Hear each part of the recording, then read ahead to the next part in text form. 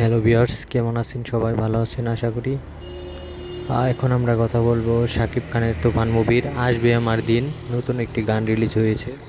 ইতিমধ্যেই এটা হচ্ছে তুফান মুভির পঞ্চম গান এবং শেষ গান।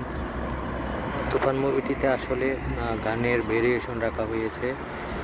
এটা যে আসলে অ্যাকশন মুভি এর জন্য এক মানে অন্যরকম গান হবে তা না, আসলে এই মুভিটি ভেরিয়েশন রাখা হয়েছে, এর জন্য ভালো হয়েছে।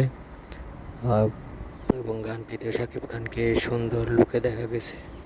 দেখা যাক এখন তুফান মুভির লাস্ট পর্যন্ত কত টাকা ব্যবসা করে। সবাই ভালো থাকবেন, ধন্যবাদ সবাইকে।